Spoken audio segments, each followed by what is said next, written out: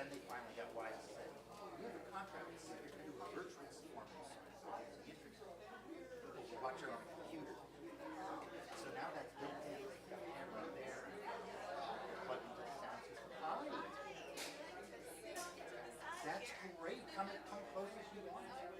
Yeah, no one else is going to be in this audio. Hi. Good. I'm glad. Great, Jonah. Can't find the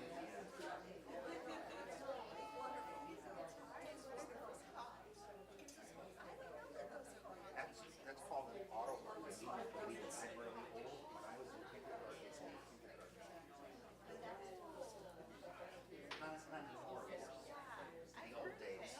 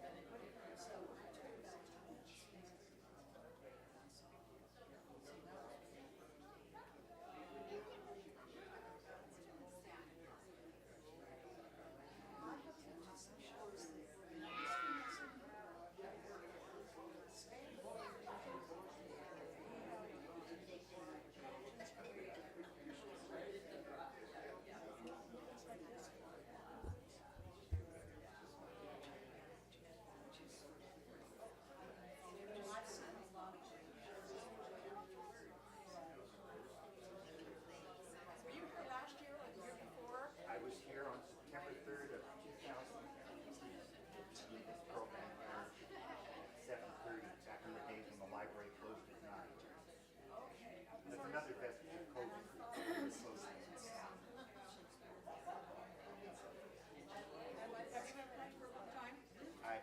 I've been doing this job for 30 years. I have played in 2000.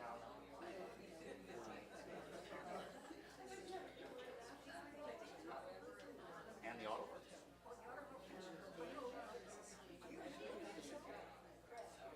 Yes, the only way to make a living in show business is our generation.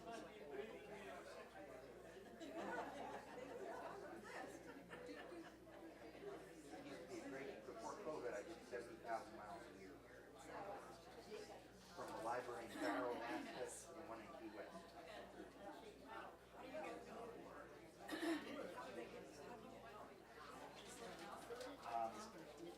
When COVID started, I had 8,000 clients in North America. When COVID ended, I had 12. So you get known, you get forgotten just as fast. There's nobody here in this library that ever seen me perform before. So I was surprised that even though I've played here like 20 times. So you saw me, you know me because I had the same hat. I used to play here twice a year, but then we need a duel.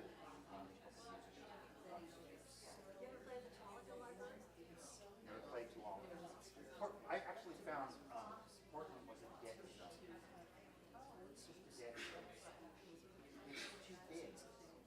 It's booked by someone who never sees yourself. You know, it's booked by an administrator who isn't even in one of the libraries. So it's just kind of, it's for the local people. But I had a really good thing going here, and when I sent out an email last September, this was the only library. Because everyone else who ever hired me is retired. The only way they got through COVID was by making the expensive employees retire early. They're all about buying food insurance. So they're all gone, kind of like.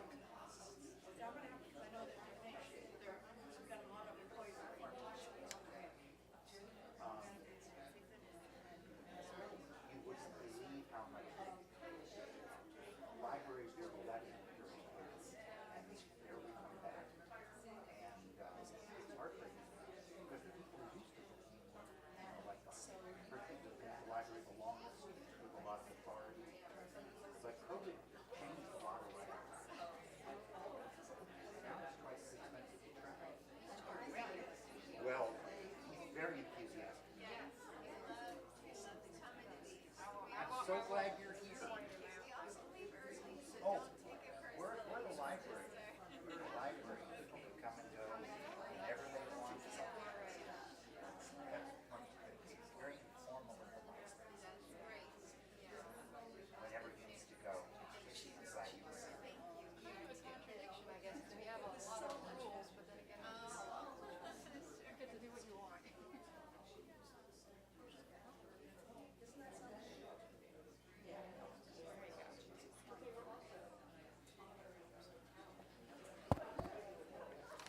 Want that a little higher? Sure, I can deal though. Oh.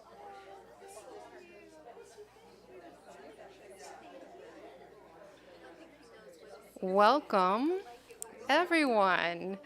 I am really in a good mood just because this crowd has such positive, happy energy tonight. And I want to thank you. You are one of the most generous audiences I can imagine. People show up for this series and then they go, oh, can I help you move bookshelves? Can I help you move chairs? You're not even official volunteers. So thank you very much. If you haven't met me before, my name is April Younglove, and I am an adult services librarian here. I help to schedule all of these performances and manage them. So if you have something you'd like to say directly about that, give me feedback. I don't mind. This is one of our first Tuesday music night performances. We have them every single month. So if you're a first-time person, come back next month or the month after that and we'll have something different. Tonight we have Adam Miller, who is a folklorist. Is that fair to say? Yeah, he says yes, folklorist. And then next month we have a duo for you, Mark Hansen and Bill Scherer. And they're kind of going to do some light pop. And the month after that, we have Mary Flower back, who I know was very exciting for people. And she's going to be performing as a duet. So they're going to do some blues, Mary Flower and Leon Cotter. So I'm looking forward to that. Couple more quick housekeeping notes. This is part of our Friends of the Public Library program, which means that it's a nonprofit group that supports us. They pay for these performers to come and give these fantastic performances. If you would like to become a part of their group or donate, there is a cookie table back there. So grab a cookie, drop $1 in the jar. If you feel like it, there is no obligation. Also, we do have a survey on the cookie table. So on your way out, if there is anything you'd like to tell us, we really appreciate that feedback. We actually send those surveys on to the State Library of Oregon, so they all know how we're doing. And I like good feedback or even bad feedback. It helps us. So don't forget to do that on your way out. without too much further ado, I'm going to tell you about Adam Miller. He has performed here many times before, but before I came here. So the community all knows Adam Miller and has been telling me that I'm in for a treat. So I'm very excited to be a first-time presenter of Adam Miller and get to enjoy everything that he does. He is an auto harpist, an award-winning folk singer, and a storyteller. And one of the reasons that I have Adam here this month is because the city asked the library to do some events that would in some way recognize a connection with our country on the 250th anniversary of our nation. And so I contacted Adam, and we kind of went back and forth and tried to come up with something that would be inclusive and hopeful and something that really people would want to come and do. And so that's the program you're about to hear. This will celebrate the American labor movement, which is a strong part of our nation's history. And it is a sing-along. So if you didn't know, get ready. And there's a quote from Adam: "The American labor movement has always been a singing movement." So I'm going to turn it over to Adam now. Give him a warm welcome, please.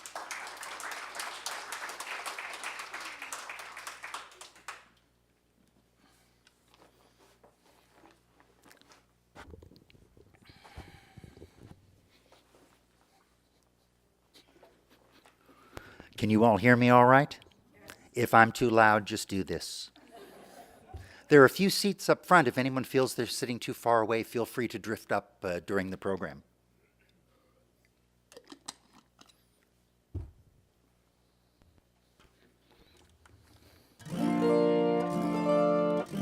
Can everybody hear that? Is that playing loud? Great.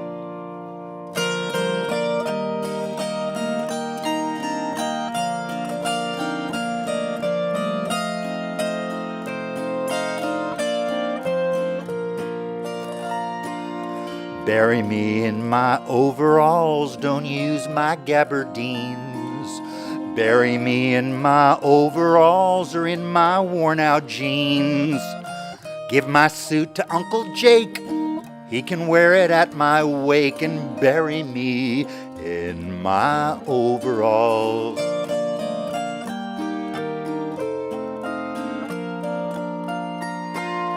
The undertaker will get my dough, the grave will get my bones, and what is left will have to go for one of those granite stones. But this suit cost me 2 weeks' pay, let it live another day and bury me in my overalls.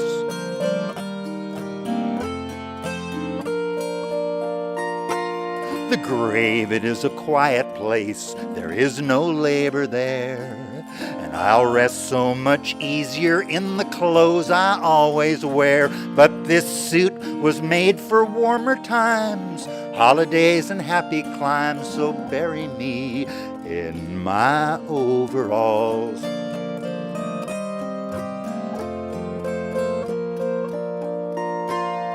Gave a hand to clear the land and make the cities rise. I helped to bring the harvest in and lay the railroad ties. I boomed around from east to west. It's time I had a little rest, so bury me in my overalls.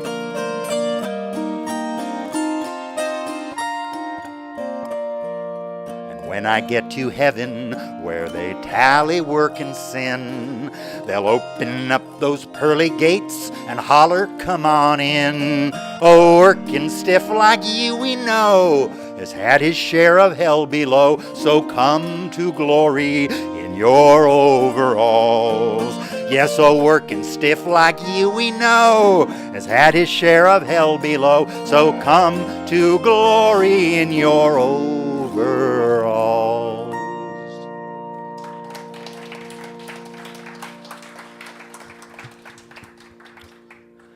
Well, first of all, I want to thank the Friends of the Library for making this program possible. I also want to let you know, in the interest of full disclosure, that my mother's father and my father's father were union men who worked with their hands. One was a painter, one was a carpenter. My father was a career labor lawyer. which means that when I was his age, I already knew that if I shopped at a Walmart or a Target store, that would be the end. And when I was a kid, we couldn't eat table grapes for like a dozen years in solidarity with, I'd go to school and other kids had grapes in their lunch, but it was sinful to eat them in our house because they were picked by non-union farm workers while the United Farm Workers were on strike. So the American labor movement has always been a singing movement. And if you've ever been on a picket line or on strike, it's a little scary, especially if you're facing cops in riot gear. And singing is one way to get oxygen to the brain. It organizes the group, and it promotes solidarity and hopefulness. So this next song here, actually, it borrows a tune from an old 19th century Christian hymn called Life is Like a Mountain Railway. The melody was written by Charles D. Tillman in 1891, and some anonymous soul swiped it and changed the words and made it into a Union song. And through the oral tradition, it has become a folk song. And tonight, well, you're the folks. So I'm going to teach you the chorus, and we'll see if we can sing it together. It's not often you get to make this much noise in a public library, so we'll see if we can fill the rafters with the sounds of our voices. So the chorus of this song is called Miner's Life, and it says, Union miners stand together. Heed no operator's tale. Keep your hand upon the dollar and your eye upon the scale. Heed no operator's tale is sort of archaic language for don't believe any of the baloney the boss tells you until you get it checked with the shop steward.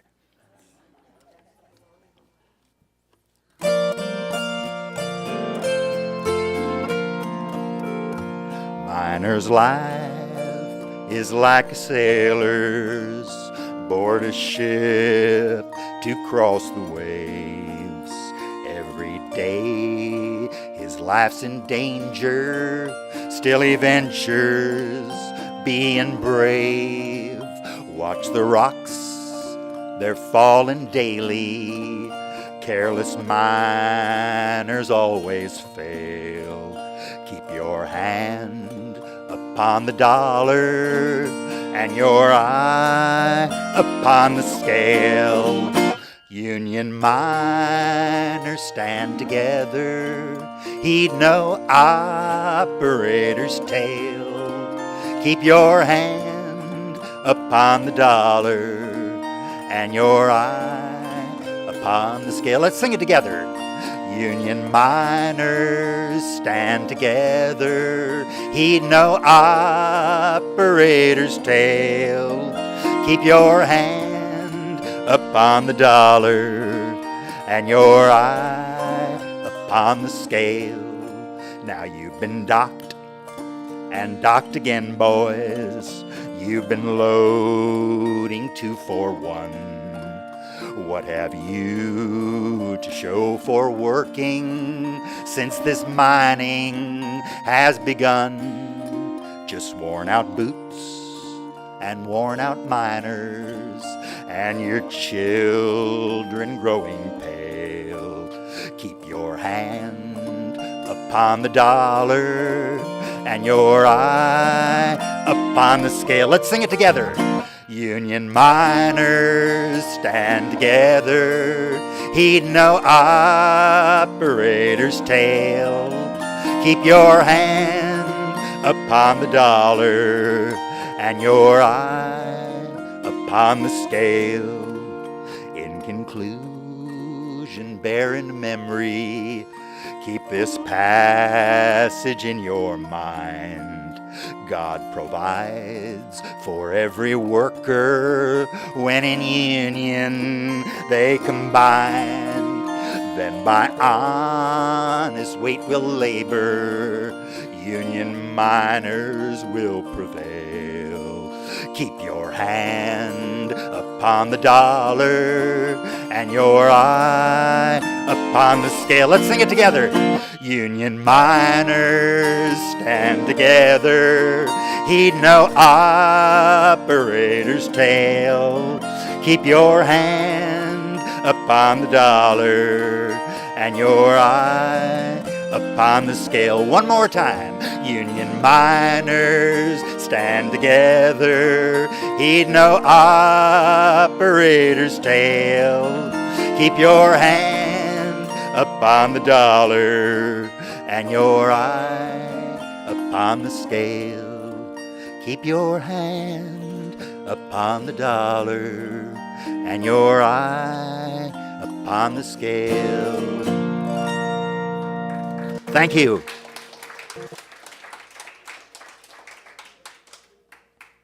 Well, the only appropriate response to organized greed is organized labor. And if you like the weekend, thank the unions. They invented it. So let's talk about the sit-down strike in February of 1937.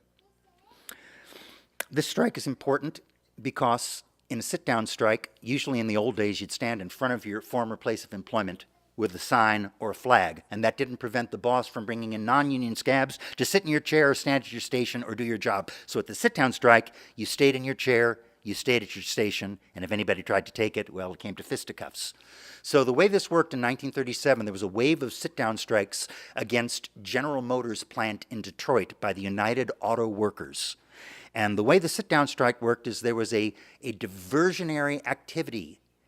They had a riot over at plant number 9 to draw all the cops and company personnel over there. And once they were all over at plant 9, the other strikers seized plant 4, where every Chevrolet engine in the world was manufactured. And this shut down production. It only took 10 days before General Motors very happily sat down at the table and signed the contract with the United Auto Workers. Now, this may sound like a simple idea, but it was one of the most significant events in labor history. And we got a good song out of that because a guy named Maurice Sugar was the attorney for the United Auto Workers at that time. Maurice Sugar had been a conscientious objector during the First World War, and in February of 1937 he knew that some of the guys on the strike were going to get their heads busted open by police batons, and some of them would wind up going to jail, and some of them might get bruises or black eyes, so he knew they needed a good union song that everybody could sing to promote solidarity and get oxygen to the brain. So he wrote a song called the Soup Song, and he knew if you wanted people to sing your song, you had to take a tune they already knew and had been singing since they were very little. So he took My Bonnie Lies Over the Ocean, and he rewrote the words, and he wrote a song called the Soup Song, and we've been singing it ever since. And in the days before COVID, when I traveled 70,000 miles a year, I did like 200 schools every year. Whenever I was at a junior high school or high school, I would sing the Soup Song. And for reasons I can't explain, teenagers loved this song. When I come back the next year, the teacher would say, "Oh, Mr. Miller, why the students are still singing the Soup Song. You taught them when you were here last year." So I'll teach it to you, and if you wake up tomorrow morning, you can't get it out of your head. That's the way it goes. The Soup Song by Maurice Sugar.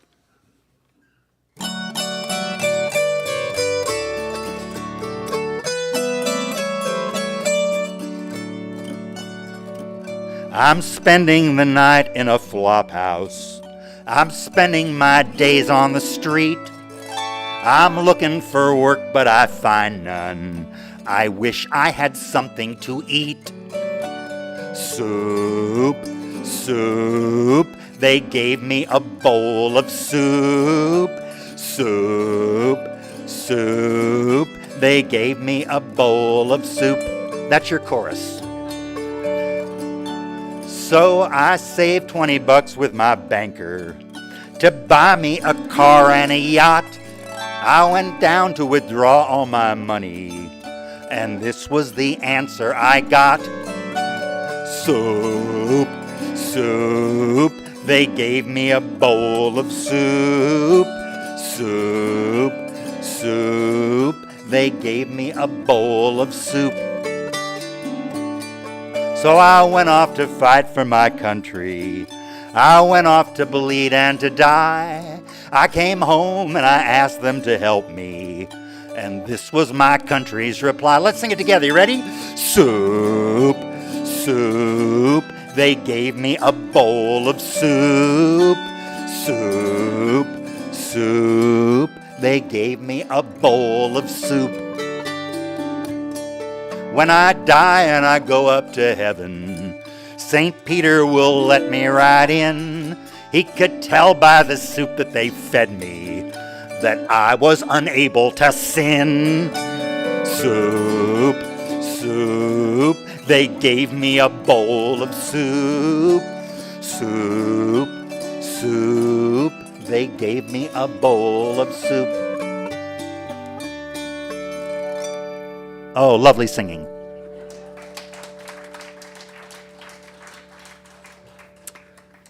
So, oops, pardon me.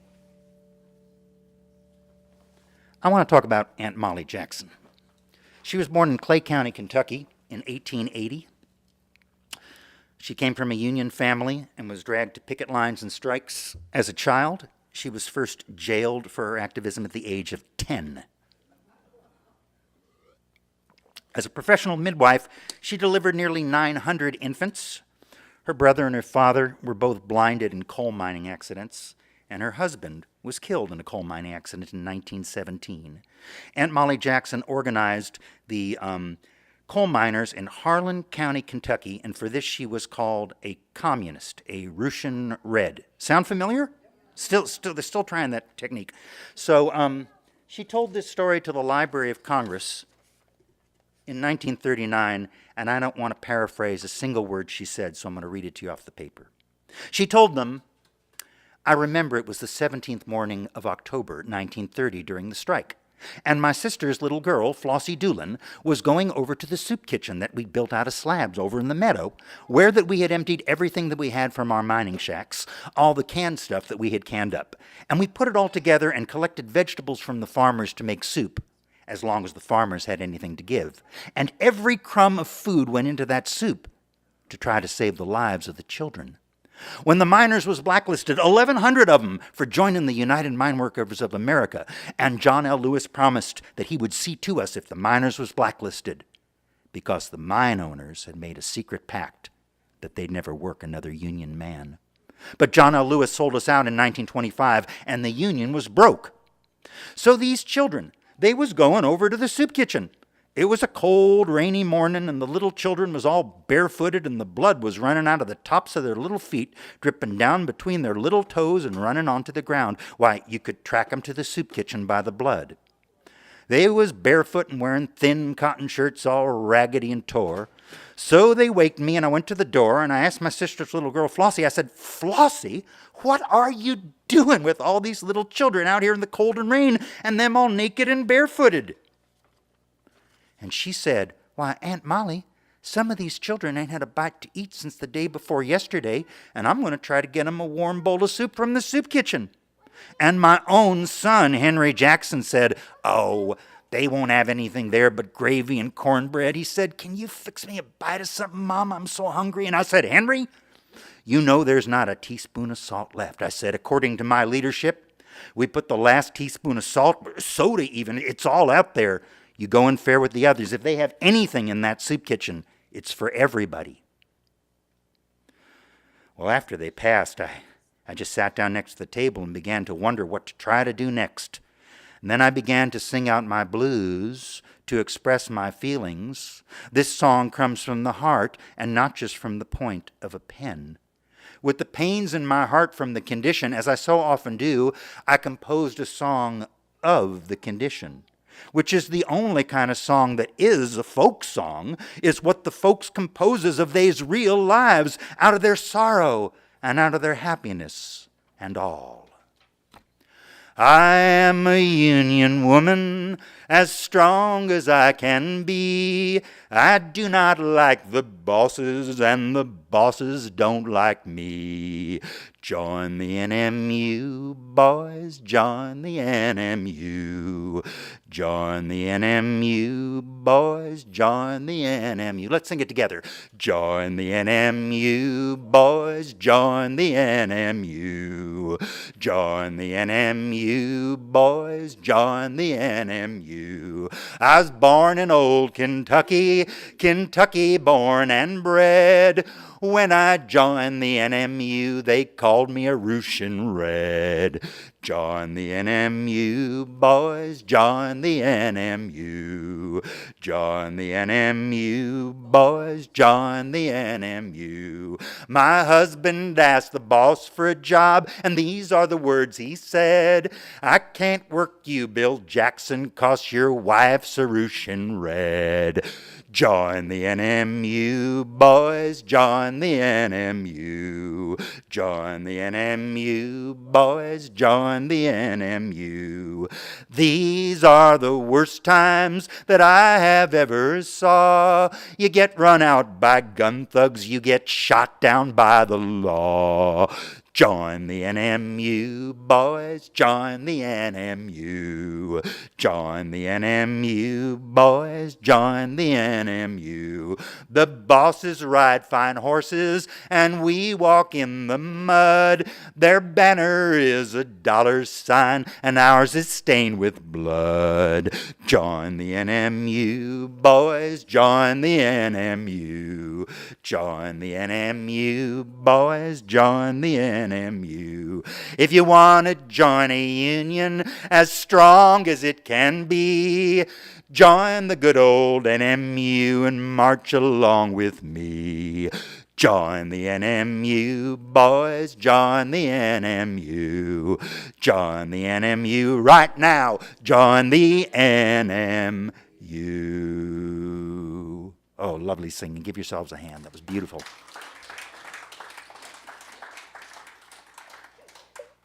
So I guess it was about 20 years ago that I got booked to go out to Lawrence, Massachusetts to play for the kids at the junior high school there. And they were mostly immigrant kids at that time, children of men and women who'd come from the Dominican Republic. So I remember that Lawrence, Massachusetts was the site of the Bread and Roses strike in 1912. So after the gig, I put the instruments in the trunk and I walked down to the river to see if I could find the mill. And it was still there, great big huge brick building with 4 lease signs up in the windows trying to get architects and lawyers to rent space. And there was the cool place to have an office at that time. And there was this huge brick chimney, maybe 7 stories tall, still standing there. Mill's been closed for a long time. It was a textile mill in those days in Lawrence, Massachusetts. So right across the street from the old mill was the old boarding house where the workers used to sleep. It's a museum now, well worth visiting. And right on the corner, maybe 20 feet from the door of that boarding house, was a huge clock with like a 3.5-foot face on a big steel pedestal bolted into the concrete. And that's the clock that used to strike and ring to wake those workers up so they could walk across the street and go do their 12-hour, 6-day-a-week shift at the mill there. So I was walking through the town, and there was one street named Camilla Teoli Way.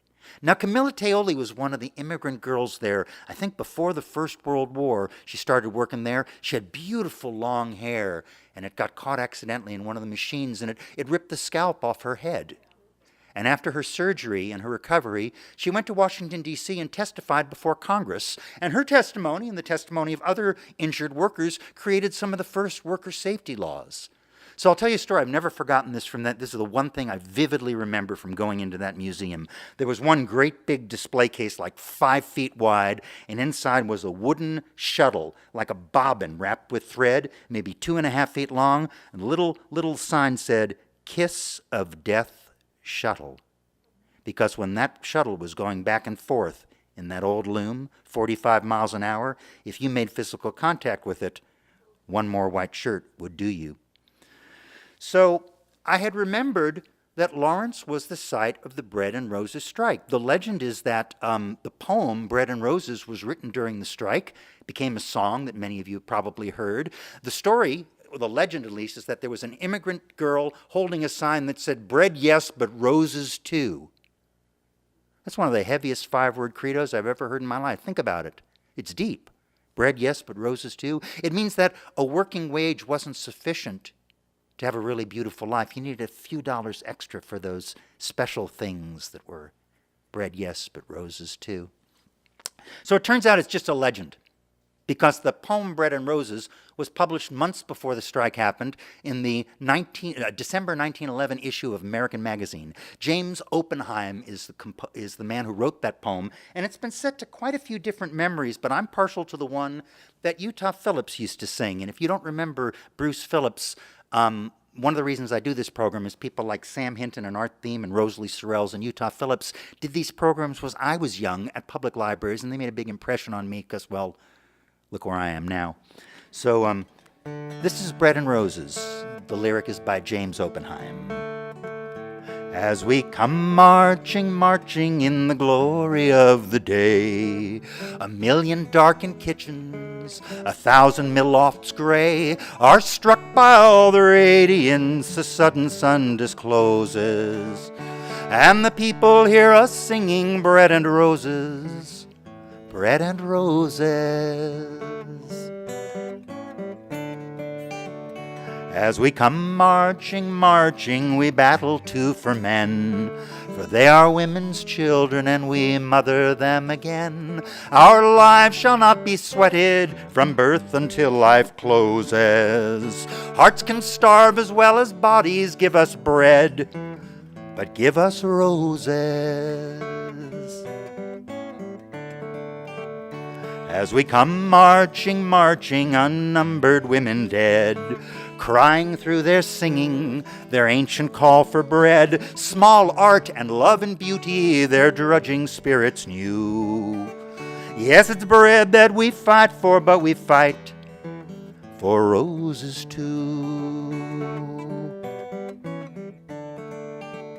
As we come marching, marching, we bring a greater day, for the rising of the women is the rising of the race. No more the drudge and idler tend the toil where one reposes, but a sharing of life's glories, bread and roses, bread and roses, bread and roses.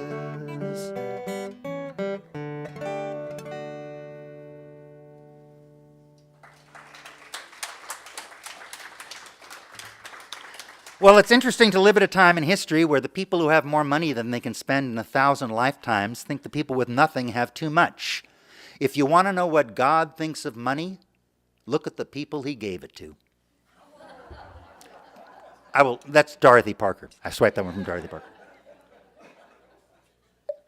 I think it was Ben Reitman who said at the turn of the century, a hobo works and wanders, a tramp dreams and wanders, and a bum drinks and wanders. If you're ever classifying your hobo genus, keep that homily in mind. So this next poem comes out of George Milburn's Hobo's Hornbook, published in 1930, a 400-page poem of hobo poetry and literature and wisdom and song and story. It's been out of print for 94 years. You can get a used copy online for like $30, but I know there's a copy in the Portland State Library, and there's another one in the University of Oregon Library in Eugene. And this poem was published in 1930 anonymously in George Milburn's Hobo's Hornbook. So it's called The Two Bums. And the first bum is your hobo, who rides in an empty boxcar because he can't afford a train ticket, or he wedges himself between the rods beneath the boxcar and the bottom of the boxcar, taking the most dangerous and suicidal ride of your life. This is not recommended. Not recommended. But that's why they say the bum rides the rods. So that's your first bum, and your other bum is the billionaire. And I guess I don't need to talk to you about billionaires now. Everybody knows what I'm talking about. So the poem goes like this, The Two Bums. The bum on the rods is hunted down as the enemy of mankind, while the other is driven around to his club and is feted, wined, and dined. And those who curse the bum on the rods as the essence of all that is bad will greet the other with a winning smile and extend a hand so glad. The bum on the rods is a social flea who gets an occasional bite. But the bum on the plush is a social leech, blood-sucking day and night. The bum on the rods is a load so light that his weight we scarcely feel. But it takes the labor of dozens of men to furnish the other a meal. Now, as long as you sanction the bum on the plush, the other will always be there. But rid yourself of the bum on the plush, and the other will disappear. Then make an intelligent, organized kick. Get rid of the weights that crush. Don't worry about the bum on the rods. Get rid of the bum on the plush. Thank you. I wish I knew who wrote that one, but it's lost to history. So I want to talk about the IWW, the Industrial Workers of the World. Now, they, believe it or not, they were more of a movement than a union.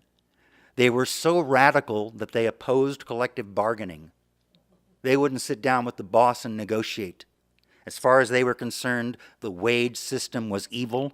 It wasn't an individual employer that was the problem, it was the system. Their idea was that every worker was entitled to an equal share of the fruits of their labors. Can you think of anything more un-American than that? The IWW is still around. The IWW is still around. They're organizing Starbucks baristas and fast food workers in this generation. So the people in the IWW understood that they had a real organizational problem. At that time in history, most of the workers were immigrants. They worked six-day shifts, 12 hours a day. They were scattered all over North America, and they barely spoke English because they were learning it as their second or third or fourth language. So songs like Solidarity Forever went right over their heads, and books and pamphlets were not effective organizing tools, but simple songs that used popular hymns or children's melodies with simple words that made sense, even to someone who spoke very little English, were very effective. And these songs were published in the Little Red Songbook. The Little Red Songbook sold for 2 pennies, so anybody could afford a copy. It was small enough to fit in your pocket, so if you got arrested on a picket line, you could pull it out in the jail cell and sing Union songs with your fellow inmates. Little Red Songbook, very effective organizing tool. And they would publish it several times during the year. So this one was found in the 1916 Little Red Songbook. It came all the way from the IWW in Australia. It's attributed to, the lyric is attributed to somebody named John Niehaus, of whom I know nothing about. And the melody was a very popular Catholic tune that's been in a book since 1674 called Doxology. And so, to give you a sense of what you would find in the Little Red Songbook, this is a classic example. Praise boss when morning work bells chime. Praise him for bits of overtime. Praise him whose wars we love to fight. Praise him fat leech and parasite.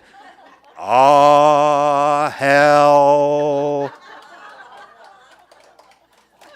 This next one comes out of the 1918 Little Red Songbook. It's attributed to somebody named John Brill. Again, I've found out nothing about him, but we're very lucky that at least the person who made up the words is remembered. And he took a popular hymn, What a Friend We Have in Jesus, that had been around since 1868, and he wrote new words that made more sense. And he wrote a chorus that says, dump the bosses off your back. So even if you spoke very little English, you could understand the concept. So that's your chorus if you want to jump in and sing that with me. So this one went like this, went, see if I can remember. Are you cold, forlorn, and hungry? Are there lots of things you lack? Is your life made up of misery? Then dump the bosses off your back. Are your clothes all torn and tattered? Are you living in a shack? Would you have your troubles scattered? Then dump the bosses off your back. Are you almost split asunder, loaded like a long-eared jack? Boob, why don't you buck like thunder and dump the bosses off your back? All the agonies you've suffered, you could end with one good whack. Stiffen up, you ornery duffer, and dump the bosses off your back. Ah, hell. You're ready for the picket line. So, I want to talk about Joe Hill, the man who never died. He's kind of moved into legend like Paul Bunyan, but he was a real man, and he really lived. And I've discovered doing this program over the years at various libraries throughout North America that unless you've been to the library and read a book about his life, most people only know the legend. So I'm going to talk to you about the real man. Joel Emanuel Haglund was born in Sweden in 1879. He was the sixth of 9 children, 3 of whom died in childhood. His father, Olof, was a conductor on the Gävle-Dala Railway, and when Joe was 8 years old, his dad was killed in what they called an industrial accident. in those days before worker safety laws. So now his mother was a single parent with 6 children to feed and no profession of her own, and she appealed countless times to the charitable organization, the Salvation Army, and they never gave her a penny. And Joe Hill was bitter and angry about this. He never forgave or forgot it for the rest of his life. And for the rest of his life, he referred to them as the Starvation Army. As a teenager, he contracted tuberculosis of the skin and the glands and was in the hospital in Stockholm for, I think, more than a year. Shortly afterward, his mother died, leaving him an orphan. So in 1902, he sold the family home and used the money to buy tickets in steerage for him and his brother to come to the United States. So he was an unskilled worker. He found common labor in New York City and then upstate New York, and he bummed on down to Cleveland. We know he got to San Francisco in time for the great earthquake of 1906 because he wrote a letter about it that was published in a Swedish newspaper. And by 1907, he was in Spokane, Washington, where he'd gotten a job as an IWW organizer on the streets of Spokane. Now remember, this is back in 1907.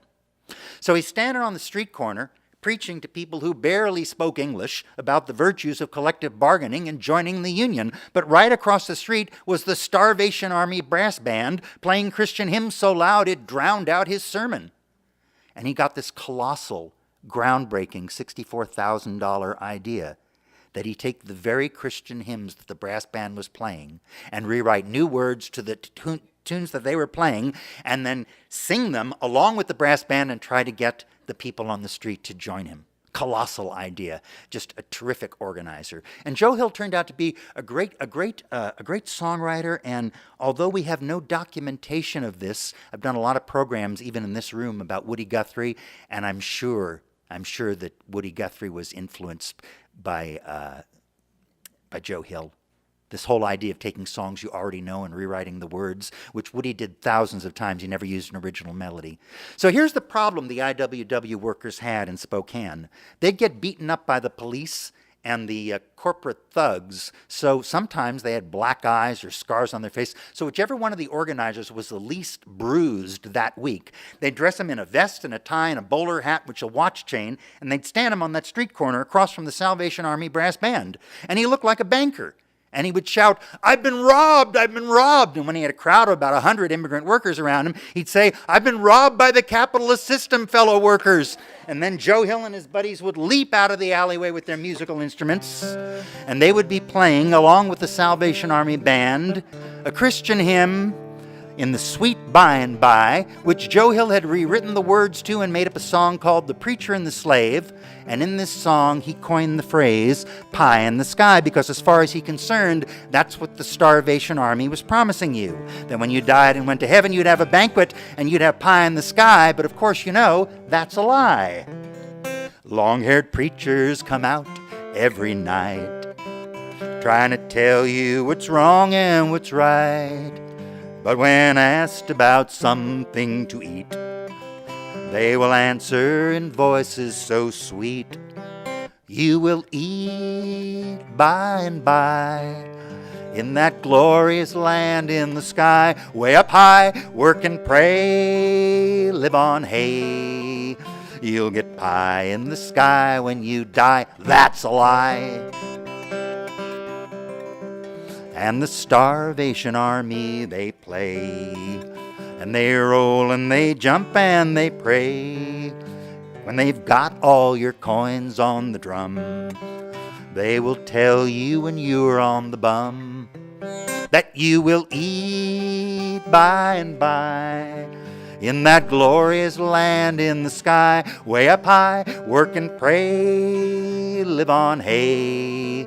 You'll get pie in the sky when you die. That's a lie. Holy rollers and jumpers come out, and they roll and they jump and they shout. Give your money to Jesus, they say, and you'll eat on that glorious day. But you will eat by and by in that glorious land in the sky. Way up high, work and pray, live on hay. You'll get pie in the sky when you die. That's a lie. If you work hard for country and wife, trying to get something good in this life, you're a sinner and a bad man, they tell. When you die, you will sure go to hell.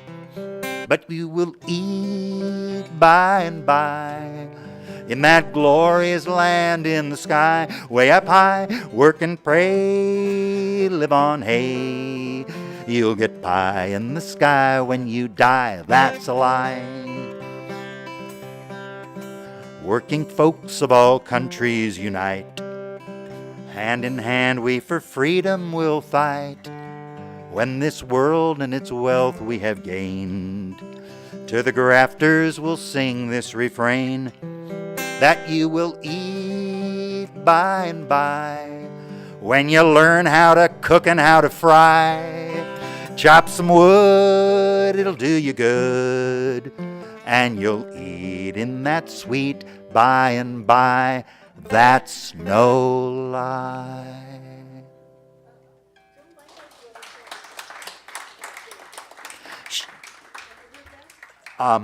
I don't think she wrote it, and I think that's coming up. That's coming up. So Joe Hill wrote that one in 1911. In 1912, he went up to Yale, British Columbia, where the construction workers for the Canadian Northern Railroad were on strike for all of the usual reasons: lousy food, unsanitary sleeping accommodations, low pay, and dangerous, hazardous, life-threatening working conditions. So they say that Joe Hill sat in the strike secretary's office in 1912 and wrote this song, and he recycled one of those pseudo-Irish melodies, one of those songs from the turn of the century that was written by a songwriter born in New York who had never been to Ireland in his life, like When Irish Eyes Are Smiling. This one was called Where the River Shannon Flows. It was written by James I. Russell in 1905. So Joe Hill took it and he changed the words and made a Union song called Where the Fraser River Flows.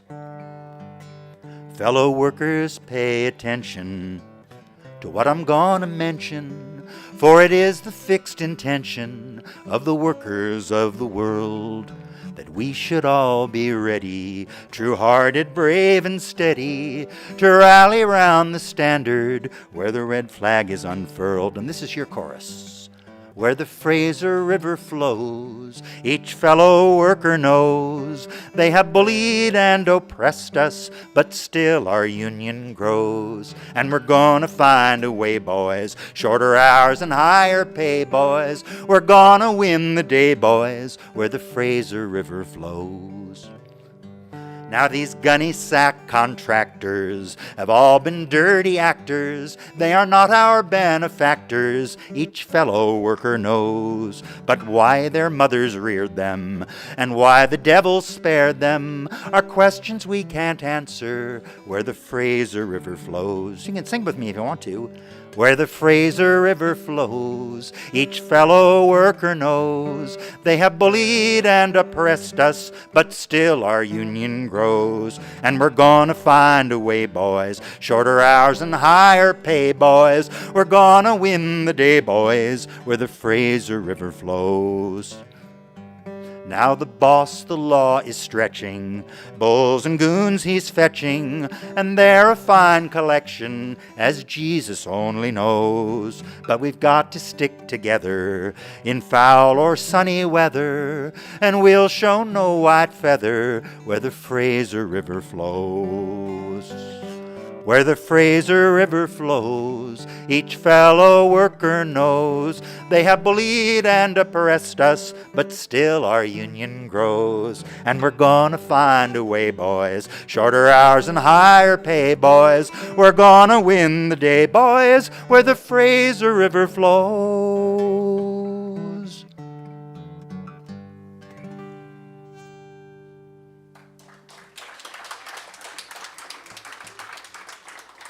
This next one was written by Joe Hill in 1913. We know he wrote it in the winter of the year because it appears in the March 6th, 1913 edition of the Little Red Songbook.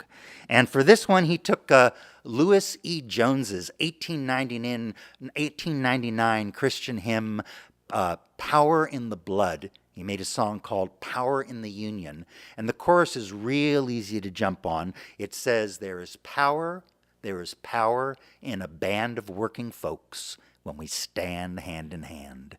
That's the power that must rule in every land, one industrial union grand.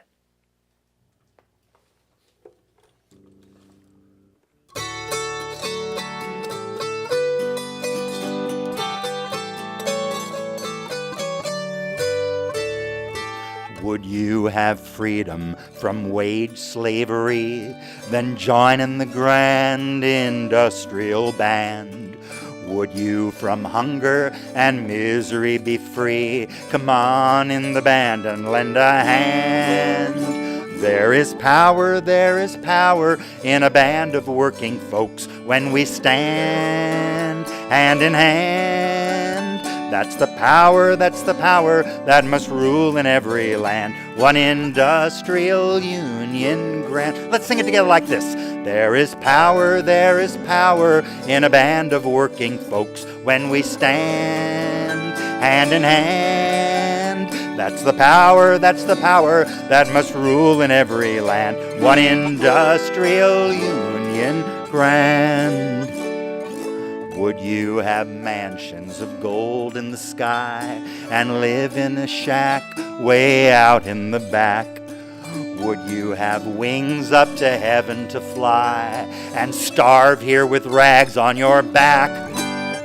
There is power in a band of working folks when we stand hand in hand. That's the power that must rule in every land. One industrial union grand. If you've had enough of the blood of the lamb, then join in the grand industrial band.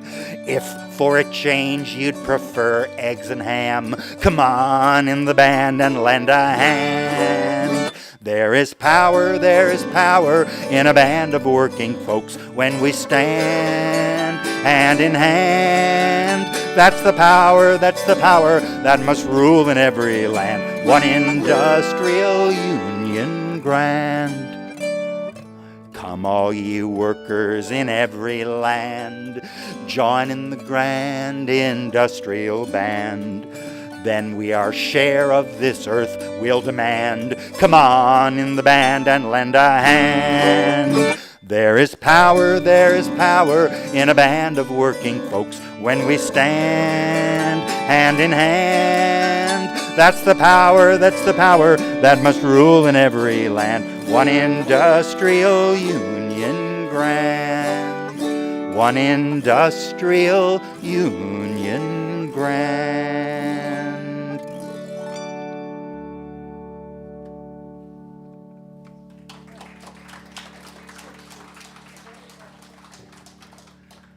So by 1913, the mill owners and the mine owners and the factory owners were on to Joe Hill, and they put his name on the list of men who were never to be hired again. They blacklisted him. So he went up and down the docks in San Francisco and down in San Pedro in Los Angeles, and no one would hire him. They all knew who he was. When he got to the United States, he changed his name from Joel Emanuel Haglund to Joseph Hillstrom. And then when they were on to Joseph Hillstrom, he became Joe Hill. And then when they knew about Joe Hill, he was kind of cornered. So at the end of 1913, just before Thanksgiving, he went out to Salt Lake City, Utah, to organize the copper miners there. So in Salt Lake City, in January of 1914, a former policeman who was staunchly anti-union, who ran a grocery store at this time. His name was John G. Morrison.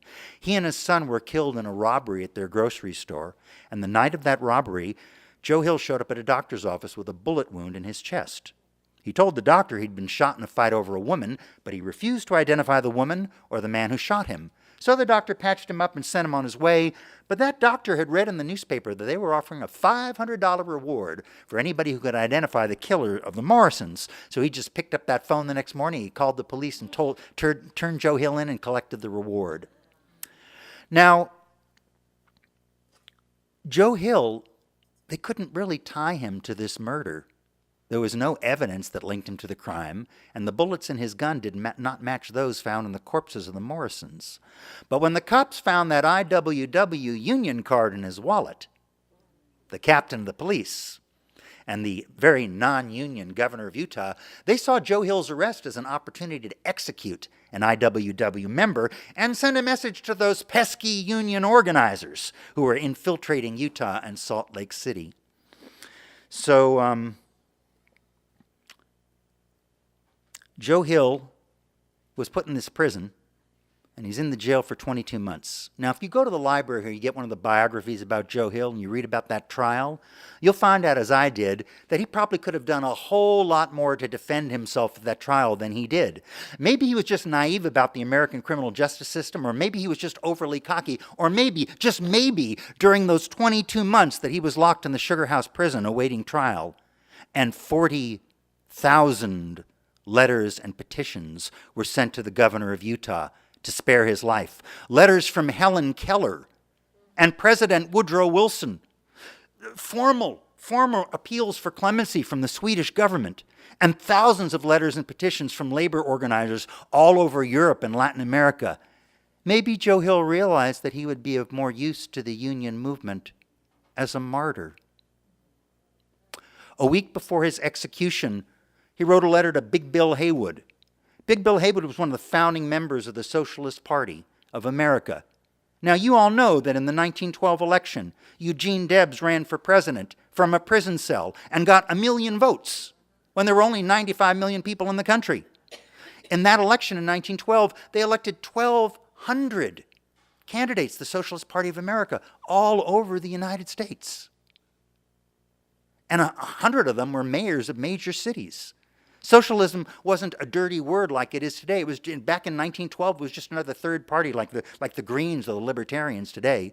So Joe Hill wrote a letter to Big Bill Haywood, who's one of the founding members of the IWW and a guy who sat on the executive committee of the Socialist Party of America. And in his letter he said, "Dear Bill, goodbye. I die a true blue rebel. Could you arrange to have my body hauled to the state line for burial? I'd hate like hell to be found dead in Utah." The night before Joe Hill was executed, he was visited by a reporter from a newspaper who talked to him through the bars of his cell. And when the guards weren't looking, Joe Hill slid a little piece of paper through the bars to that reporter. And the reporter got back to his office, he opened it up, and he realized what he had on this little scrap of paper was Joe Hill's will. And that paper said, "My will is easy to decide, for there is little to divide. My kin don't need to grieve or mourn. Moss does not grow on a rolling stone.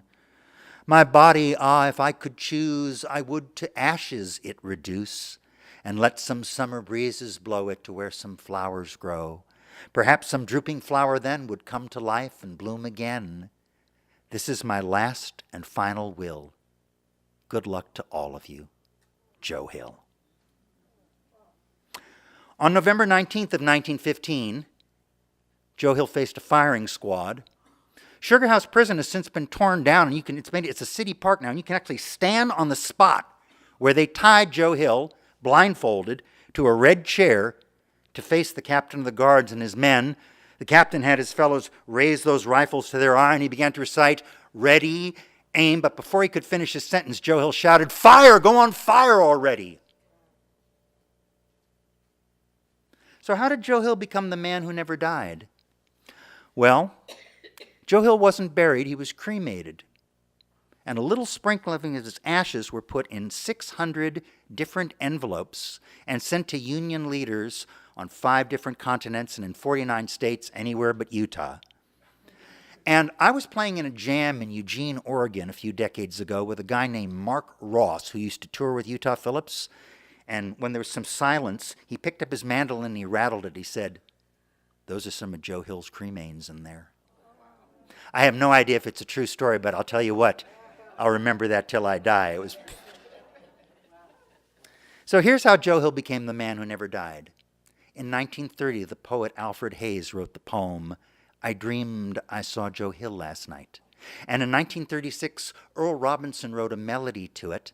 You may remember Earl, he was blacklisted during the 1950s. He wrote The House I Live In for Paul Robeson, and Frank Sinatra sang it in a short film with different words. So this song has had a life of its own, and hundreds of people have sung it, and probably just as many have recorded it. And I'll sing it for you now because it's an important song. But this is how he became the man who never died. I dreamed I saw Joe Hill last night, alive as you and me. Said I, but Joe, you're 10 years dead. I never died, said he. I never died, said he. In Salt Lake, Joe, by God, says I, him standing by my bed. They framed you on a murder charge, says Joe, but I ain't dead. Says Joe, but I ain't dead. The copper bosses killed you, Joe. They shot you, Joe, says I. Takes more than guns to kill a man, says Joe. I didn't die, says Joe, I didn't die. And standing there as big as life and smiling with his eyes, said Joe, what they forgot to kill went on to organize, went on to organize. Why, Joe Hill ain't dead, he said to me. Joe Hill ain't never died. Where working people are on strike, Joe Hill is by their side. Joe Hill is by their side. From San Diego up to Maine, in every mine and mill, where working people organize, it's there you'll find Joe Hill. It's there you'll find Joe Hill. Yes, I dreamed I saw Joe Hill last night, alive as you and me. Said I, but Joe, you're 10 years dead. I never died, said he. I never died, said he.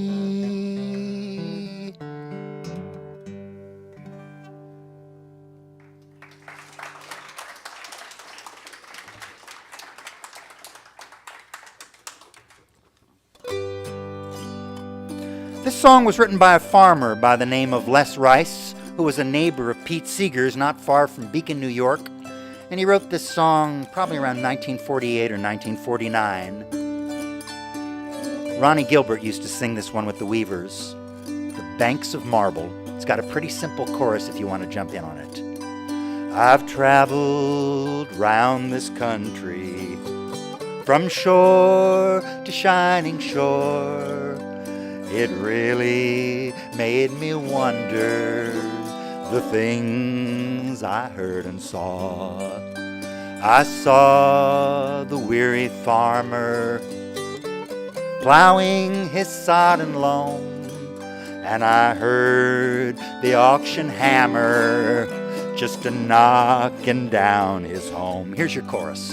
But the banks are made of marble, with a guard at every door, and the vaults are stuffed with silver that the farmer sweated for.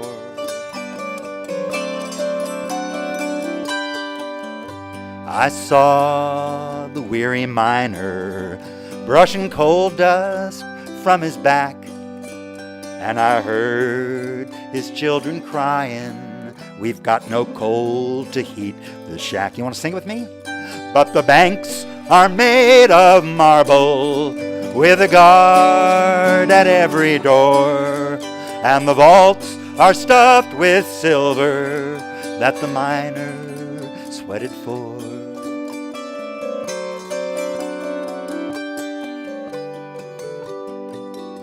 I saw the sailor standing idly by the shore, and I heard the owner saying, we've got no work for you no more. Let's sing it together. But the banks are made of marble, with a guard at every door, and the vaults are stuffed with silver that the sailor sweated for.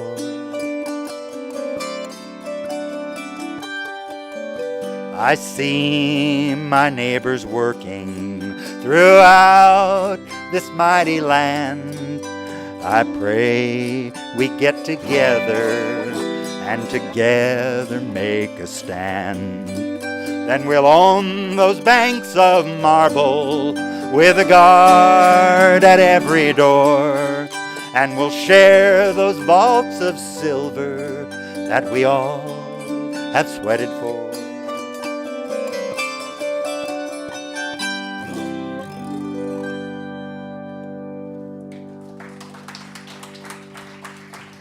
Well, I want to thank the Friends of the Lake Oswego Library for making this program possible. And if you are not already a member of the Friends of the Library, pick up a brochure and become a member tonight. If you want to see live programs in your library, support the Friends of the Library. My name is Adam Miller. My website is folksinging.org. I have some CDs available on the table, if anybody remembers CDs and still has a player at home. One of them has my story about Woody Guthrie, that won the 2019 Storytelling World Award, which doesn't exist anymore, and well, hardly do I. And another one of my CDs, Make My Presence Small, has the story about how Elizabeth Cotton worked as a maid for the Seeger family when her folk song, Freight Train, that she wrote when she was 12 years old, became one of the biggest songs of the folk revival. And that got the 2020 Storytelling World Award. Now remember, this is not music you stream or lease. This is music that you own, a real physical three-dimensional CD that can be autographed, wrapped as a gift, presented to children, grandchildren, and enjoyed for decades to come. And if you only remember one thing from this program, remember this. Libraries will get you through times of no money better than money will get you through times of no libraries. 3 more minutes, please. Let's sing a Woody Guthrie song before we go. Woody Guthrie never used an original melody in his life. He always recycled tunes, and in June of 1940, he and his 21-year-old traveling companion, Pete Seeger, were in the Communist Party office in Oklahoma City doing one of their 50-cent concerts for the union members there, and Woody remembered a melody from his childhood that Robert Schumann had written in 1848 for his 3 violin-playing daughters, the Merry Peasant. It was called Red Wing when Woody was a kid. It was a hit song in the United States. It was about a Native American woman. Woody said, how about instead of an Indian maid, what if it was a Union maid? And this is the song he made.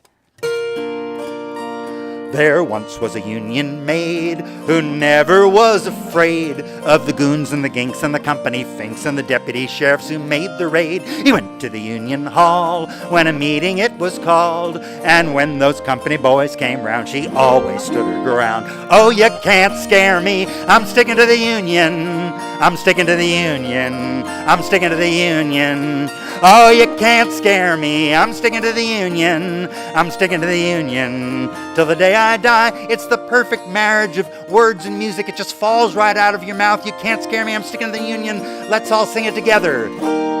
Oh, you can't scare me, I'm sticking to the Union, I'm sticking to the Union, I'm sticking to the Union. Oh, you can't scare me, I'm sticking to the Union, I'm sticking to the Union. Till the day I die. This Union maid was wise to the tricks of the company spies. She couldn't be fooled by a company stool. She'd always organize the guys. She always got her way when she struck for higher pay. She showed her card to the National Guard, and this is what she'd say. Oh, you can't scare me, I'm sticking to the Union, I'm sticking to the Union, I'm sticking to the Union. Oh, you can't scare me, I'm sticking to the Union, I'm sticking to the Union. Till the day I die. One more time. Oh, you can't scare me, I'm sticking to the Union, I'm sticking to the Union, I'm sticking to the Union.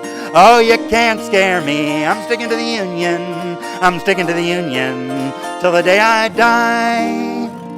Hey, give yourselves a hand. You were wonderful singers. I'll see you the next time I'm in Lake Oswego. Thank you very much. One more plug for filling out that survey on your way out.